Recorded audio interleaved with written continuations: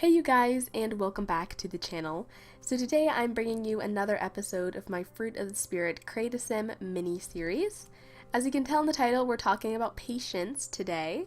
And there are a few ways that patience sort of comes to play in our lives. There's scenarios where we have to have patience with our lives, patience for situations to happen, things you may want to happen, but God's timing is different.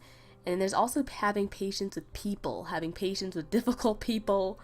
Lord knows I struggle with that sometimes. But yeah, the patience definitely comes to play a lot in our lives because we have one vision of what our lives should be like and what things should be like, but God has another plan, a greater plan. And that's what we're going to be talking about today. So getting into the Bible verses, the first one is in Jeremiah 29:11. It reads, "For I know the plans I have for you, declares the Lord, plans to prosper you, not to harm you, plans to give you hope and a future." So that kind of summarizes what I was saying, how we have an idea of what we want our lives to look like or how we think our life should plan out, what jobs we think we should have, what we think we should do, when in reality we should be turning to God for that guidance and be trusting in His plan and trusting in His direction, because ultimately His direction is the right direction. And sometimes it's hard to give up things, and sometimes it's hard to not go by our own desires, our own thoughts, but it's important to know that God's way is the right way and the best way. And even though He might be, taking you through a rough time or taking you through a rough path, this verse says, these plans are to prosper you, not to harm you. It's to make you stronger in your faith in God and stronger in your walk with Christ. So yeah, I love that verse. Our next verse is in Ephesians 4:2, and it reads, "Always be humble, gentle, and patient. Show your love by being tolerant with one another." So this verse kind of has to do with being patient with other people.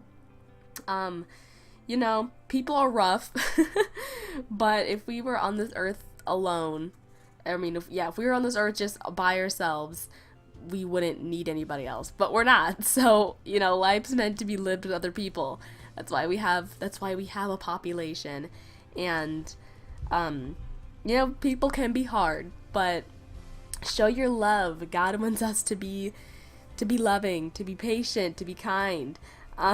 So, just if you're having a difficult time with someone, pray about it and just show your love with them by being patient with difficult people. So our next verse is in Ecclesiastes 7:8, and it reads, "The end of something is better than its beginning. Patience is better than pride."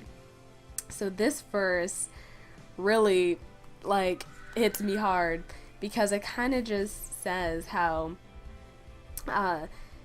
it kind of reminds me of there's a quote, or there's something I saw on Twitter, kind of unrelated, but it is related.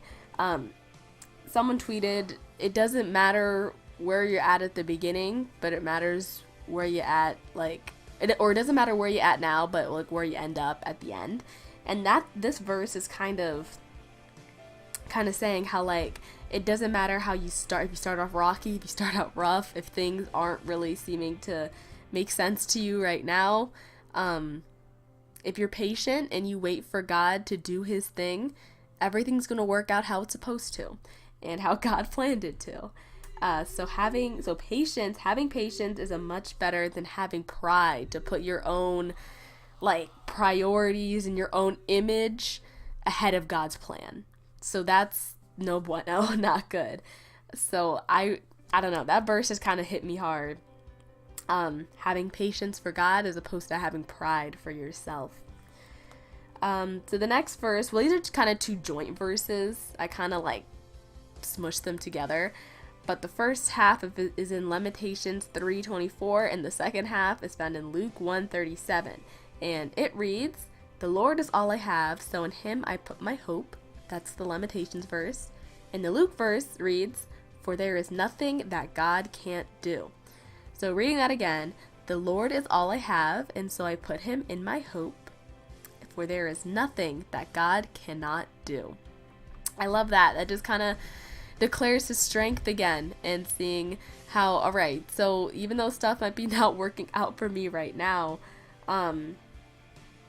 like, God is all I have, and he will make everything work out right. You know, like, there's nothing that God cannot accomplish, there's nothing that God cannot achieve.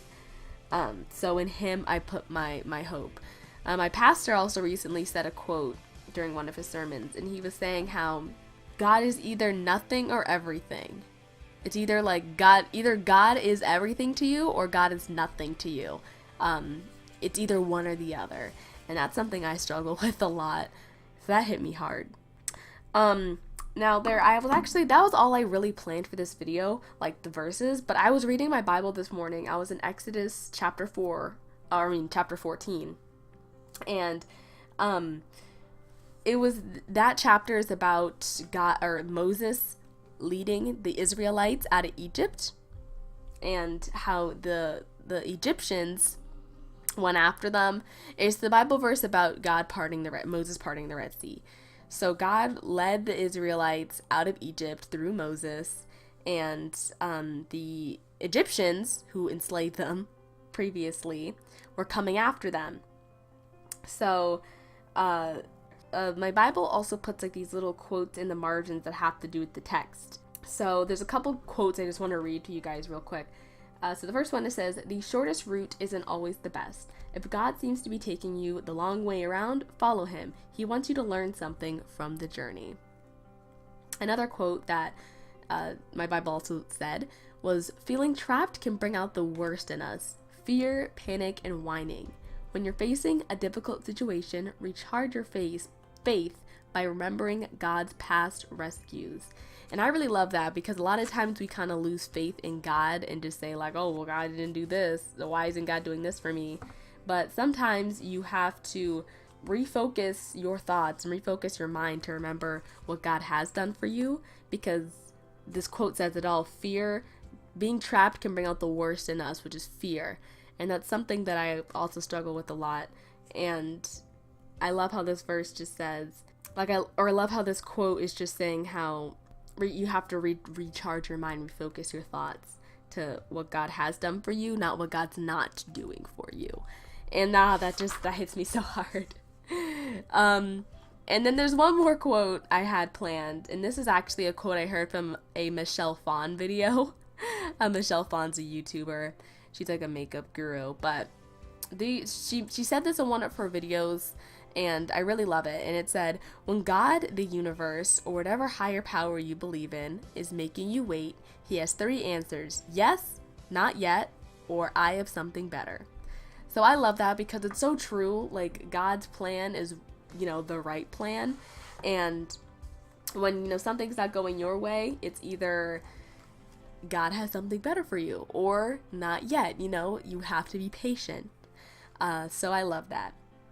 Alright, so that's all I have, all the verses and quotes and things I wanted to talk about in this video. So now I want to move into like the worship song of the video. So the song is called Fullness, and it's by Elevation Worship. The song is just about letting God do his thing, letting God love you, letting God take control. And I really love this song, so be sure to check it out. I'll be linking it below and also in a card above. And I hope you guys enjoy that.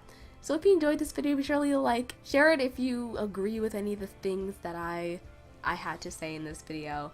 But thank you guys for listening to me, and I will see you all hopefully in my next video. Bye, you guys.